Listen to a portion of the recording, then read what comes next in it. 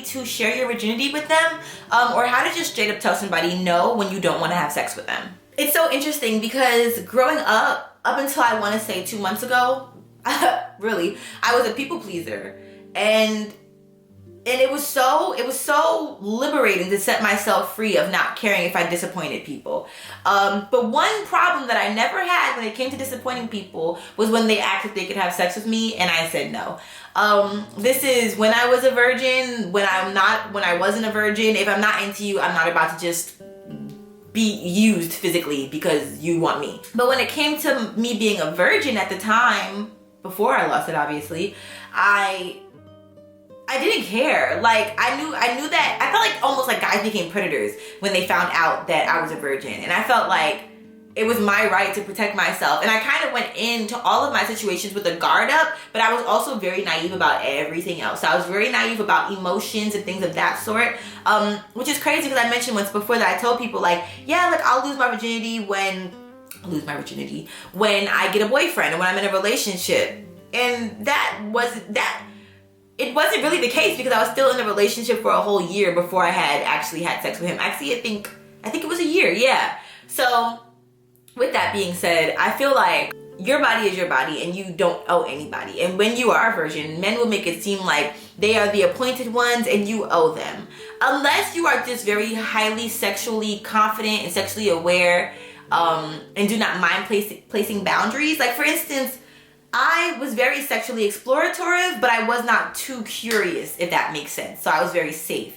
How do I further explain that? So I told you guys that my mom and I had a very open relationship when it came to discussing sex, and any questions I had, she had no problem answering them, or we could do research or whatever the case may be. So I had sex books and anatomy books, and I had a vibrator that my mom got me, and I was put into programs where I learned about like STDs and STIs and how to prevent them and things of that sort. So I feel like that was super helpful with not giving me too much curiosity when it came to sex, but the curiosity or the thing that I was curious about was really just emotional connections. I really cared more about the emotional connection than the physical connection. But I also like the aspect of pleasure, and I like to see what kind of pleasure I could provide for my partner and what kind of pleasure I could receive myself. But it's hard when you're younger because you don't really have your own space. You have to worry about parents coming home and stuff like that. So I say all that to say that I knew where I stopped when it came to certain things. Like for a while, I was only kissing guys. And I remember a guy tried to like have me jerk him off one time, and I was like, no, like I knew what jerking off was, but I was not about to do that with him. So I like played dumb. And that's another thing is that for a while, I just found different tactics that worked for me, like playing dumb. That can be unsafe sometimes though, you know what I'm saying? So I wouldn't really recommend that. I think that you can find more power when you literally just straight up say, no, I don't want to do this, and that's it. Now, what I do recommend is if you choose the no, I don't want to do this route, then leave. Only because I feel like their intention then, like there were a lot of times where I feel like guys would invite me over and their intention was literally just to have sex. And after I would say no, it would just get so awkward. But I would stay around them because I just wanted their energy, and I just wanted to be around a guy. That was self-esteem stuff, you know? And I would highly recommend that you gain a relationship with yourself sexually first.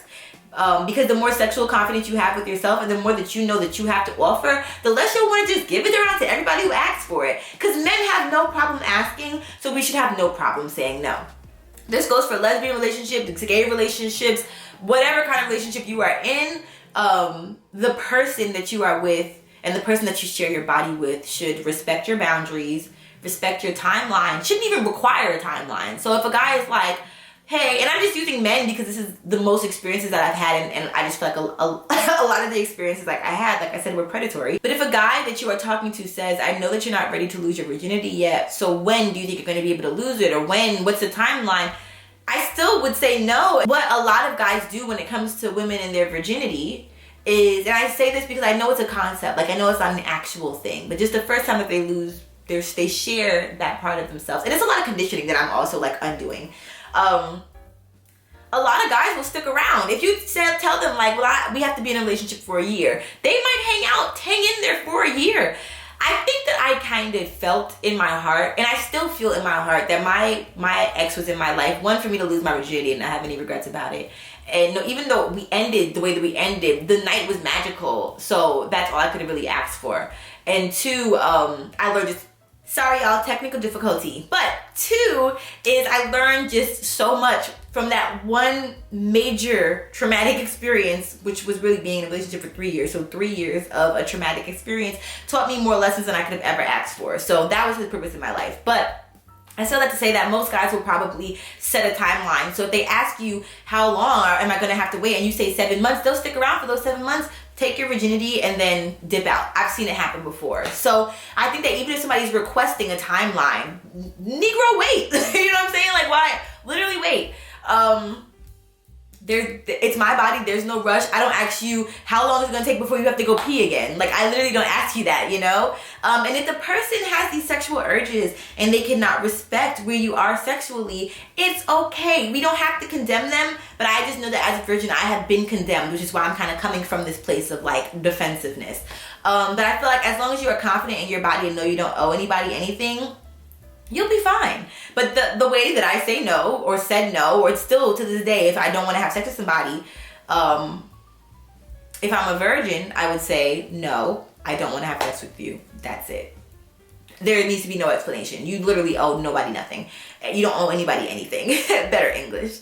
And if I'm sexually active, I would say, no, I'm not, I don't want to share myself with you right now in that way.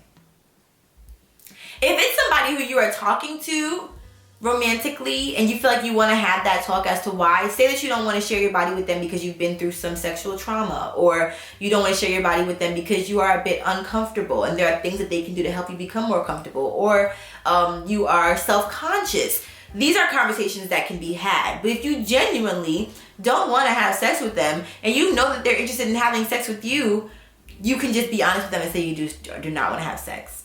Doesn't have to be, I don't want to have sex right now. No, I just don't want to have sex. Like, we have to stop feeling like we owe people these explanations. I am still catching myself with that. My friend Olivia caught me on that the other day. I was about to over-explain to some guy, and she's like, girl, just say this, that, and the third, call it a day. And I was like, girl, you're right.